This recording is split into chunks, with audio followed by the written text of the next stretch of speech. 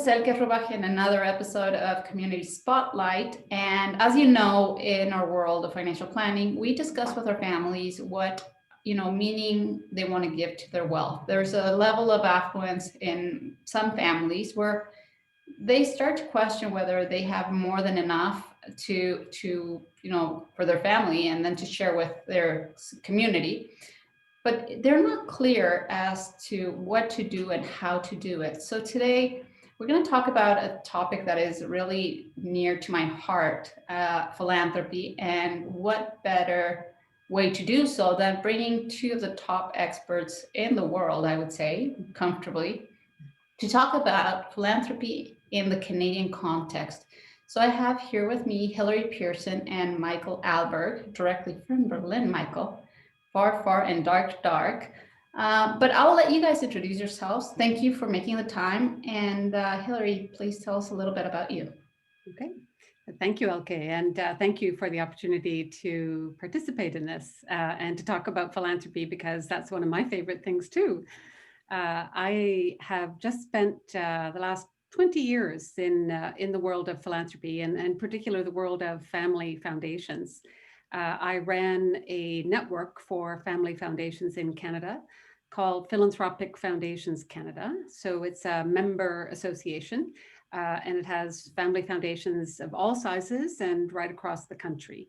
So we've spent a lot of time over the last 20 years meeting each other, talking to each other, trying to exchange with each other and do the work of philanthropy better. And since then, I left last year, and since then I have started a philanthropy blog, and I'm about to write a book about Canadian family philanthropy. Fantastic. Great. Thank you. Welcome. Michael, Michael. Yeah, thank you. And I'm already looking forward to the book.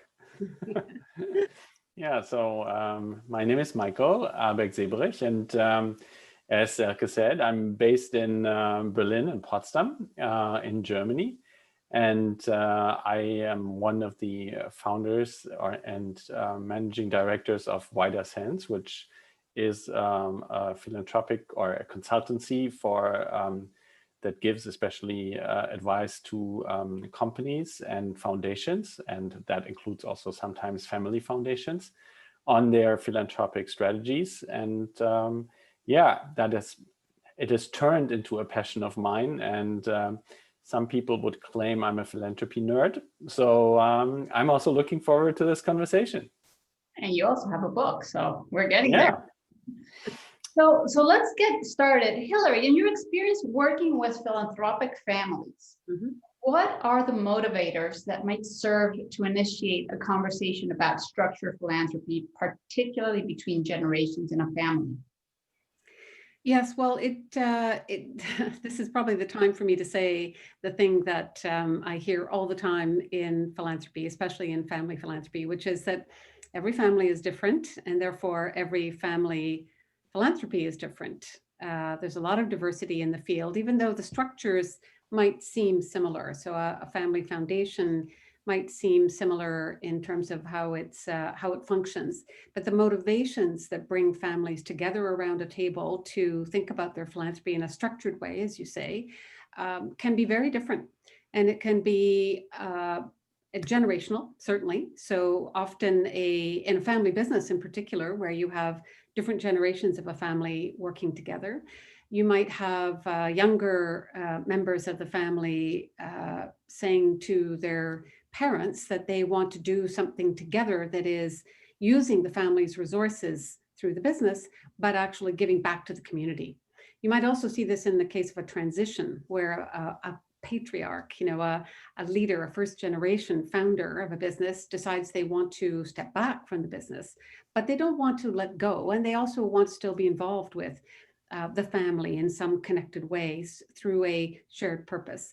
So they think about starting a foundation at that point. And sometimes also it's a motivating factor that is external. It might be something that happens in the family.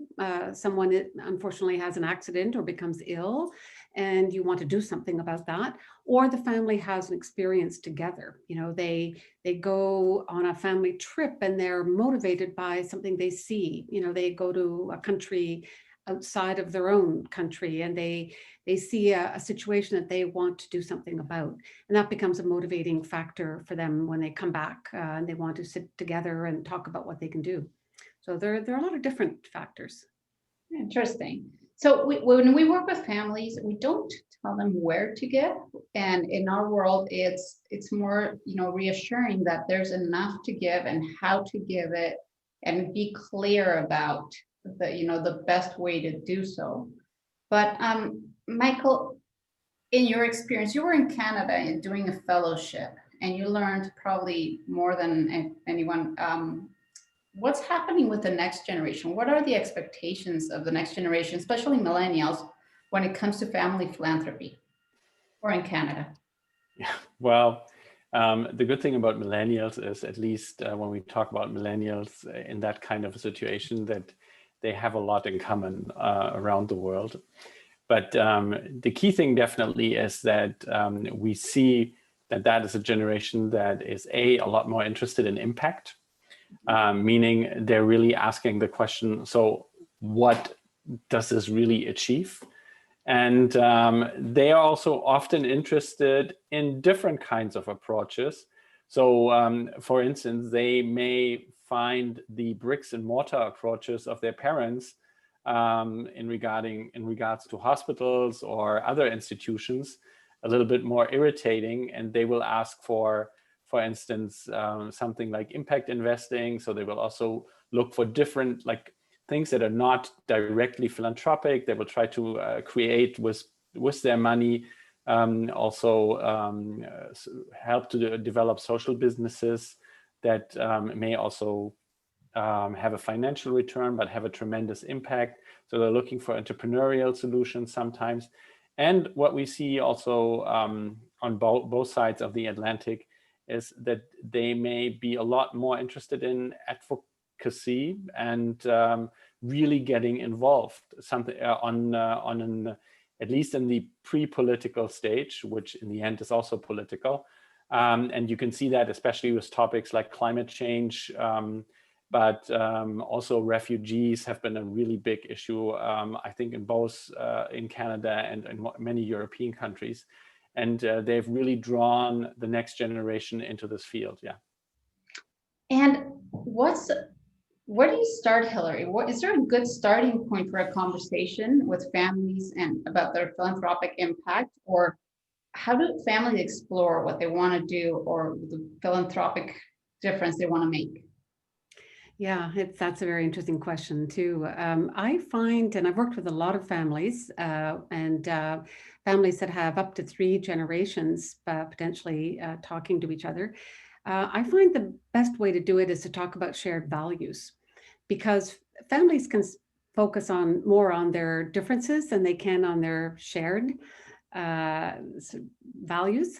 And if you have individual conversations with each family member and ask them to talk to you about what is important to them, and then you put that information together and you share it back to the group as a whole, I find that most families will have identified 4 or 5 values that each of them individually has named. And I think that's fascinating. It just tells you something about how families can shape the thinking of the family, even if they're not conscious of it. And even if they are more conscious on the day-to-day of differences among siblings or potential conflicts, around issues that families can have, when it really comes down to talking about what they value, they have much more in common than they know. And then that creates a basis for a conversation, because you can translate the values into a mission statement. So what is it? What difference do we want to make? We know that we believe in say, leadership. We believe that leadership in the community is the most important thing. All right, well, then your mission may be to philanthropically, maybe to support leaders. Maybe you value innovation. So your mission could be, if you combine it with leadership, to support innovative leaders in the community. And that will take you in a certain direction. You can sort of work it out from there. But I think you start with values and then you move to a shared mission. I recently completed the Family Enterprise designation, VA designation, and it is true, right? Be it the transfer of businesses or philanthropy, there's something about values and the fact that they're timeless, and what defines a family are the values. Mhm. I find it fascinating. Michael, what have you found? Well, how is Canada or North America different from Europe, and when it comes to commonalities, differences, values, philanthropy? Because I see we often compare Canada to the States, but I think it's such a baby country, Canada, that we're largely immigrants from European countries. So I do see a closer connection to Europe than to the United States. I think in the United States, the common thing is language. But what have you found, Michael? Well, I think I think your observation is definitely the right one, that there is a larger interest, or actually there may be a lot more similarities between Canadian philanthropy and European philanthropy, even though for sure Canadian society often is a lot more diverse than most European societies. But overall, they're definitely, and that was also part when I was the CKX Philanthropy in Canada Fellow in 2017, what I again and again realized how actually the values around giving are a lot more similar to European families. What definitely is or different, but that may be just a question of the history in the various countries, that especially in Canada, the wealth transfer or substantial wealth transfer is happening right now, which is 10 to 15 years later than in many European countries when it comes to the wealth that was built up after the Second World War. And then for sure, overall, there's history, and families may have different sizes. So I sometimes work with families that have 1,000 members. So philanthropy actually has a very different also function, that it is also one of the ways it still brings the family together, because the family business in the end is also a joint responsibility, but normally that is passed on to somebody in the family. But philanthropy then is one of these participatory spaces where people can reenact or relive or live together and experience their values together, which is really an exciting development. So that may be one of the differences between Canada and Europe. The other one, and Hilary has heard me already way too often to talk about this, is that philanthropy in Canada often, to my perspective, is as a term misused, and to a certain extent put equal with fundraising. And I find that very irritating, because philanthropy and giving is definitely something different than raising funds for large institutions. So that is another thing that I at least would see as a difference. Thank you, Michael. And I could not agree more. So when it comes to, okay, you have a family, they're ready to start their philanthropic journey, and they don't need to be billionaires, and I know that. But when it comes to starting, and the conversations had and the values have been found, do you have a view on the choice of vehicle for a family philanthropy? Like a donor advised fund or a foundation? Are there other ways of starting to learn about philanthropy when giving? Hilary? Yes, well, it is a question that is asked often. And, I think when you are doing structured giving, you can actually start small, and you don't probably need a foundation. You can simply give to an organization that you've chosen and start to build a relationship with that organization. It doesn't have to be complicated. And I think that sometimes people think that it is either something that you have to have a lot of money to do, or that you have to have a lot of time to do. I think it actually comes down to control, to how much control the family wants to have over what it's doing and how it's going to express its values. You can certainly set up a donor advised fund at a foundation, another foundation, because you don't have time and you don't really want to have that much control. You know that, and I think a donor advised fund is a perfectly good model. I do think that families should think more about what they want and what their time horizon is before they make a choice of vehicle.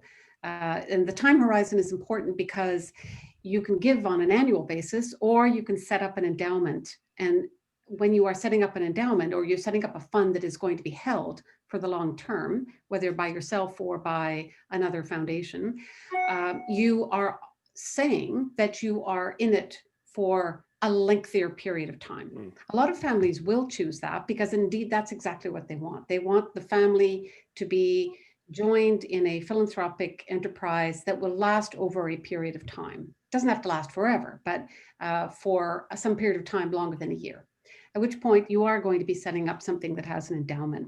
If you want more control, then you do set up a private foundation, because that's the ultimate control. A family can compose the 100% of the board of directors, and the board of directors can shape the decisions of the foundation. You can also make all the decisions you want about investments. And often people who are coming at philanthropy out of a business perspective also feel that they know quite a bit about investing or money management, and they want to do that themselves, or they want to at least set the parameters for that investment and give those parameters to their managers. So those are considerations. I find often with entrepreneurs, the idea of control is probably paramount. And so many of them do start family foundations because that is the way they can maintain that control. But otherwise, I think a lot of things and a lot of different structures can fit under the heading of structured giving. And Michael certainly has a lot of experience with that. I haven't even talked about corporate foundations and corporate philanthropy, but that might be something Michael wants to address. Wow, that's going to be for our next chapter, though. Michael, why are you so passionate about this? Can you show an example of what inspired you to work in this field, a family that you worked with? Well, I actually just recently worked with a family that has a very interesting history themselves. And they've gotten very involved in, because out of their history, in human rights issues. And then also in the support of refugees. To see a family getting involved in something like this, to actually also go and visit camps and try to understand the issue a lot better. And then also to have the courage not to just go with the ordinary charitable donation, but really going into advocacy work, social justice work is pretty amazing, because you also can see how that changes a family overall and their understanding of justice. So that's the one example. The other example that I always find also amazing and actually inspire me are the ones where families identify a cause that has a lot to do with themselves. And I have a couple of families but also overall foundations that I've worked with, where, for instance, an illness has been something that the family or somebody in their surrounding has been confronted with, and that has created an amazing knowledge about that cause, but also about the solutions around that cause, or even around this research on that cause. And they've been amazing drivers for some of these issues. So that is another thing that I actually find really inspiring, when in the end you're sitting together with a family that knows a lot more about the issue than everybody else in the room, even if there are experts in the room, because they look at it from an interdisciplinary perspective. They look at it from also often based on their business experiences. And if you look at mental health issues and the Graham Beck Foundation in Montreal, that's an amazing example of how actually, yes, a substantial foundation, but overall a pretty small foundation, has had a tremendous impact on how mental health among youth is perceived in Canada. It's a very good example actually for that kind of work. Okay. So I guess my suggestion is, why don't we stop here now and keep it as a, the intro to Philanthropy 101. And we set ourselves up for another episode where we can talk about corporate philanthropy, because otherwise these segments would turn into a 6-hour conversation, and I don't think anyone would be able to do that. We can definitely do that. Awesome. Well, thank you very much, Hilary, Michael, an absolute pleasure to talk to you once again. We do it often, but not often enough. We will be sharing the segment soon, and thank you very much. We'll add at the bottom how people can get in touch with you, and we can link the already existing book and soon to be book. But I really thank you very much for all the time, and looking forward to the next episode. Thank you, Elke. Yeah, thank you.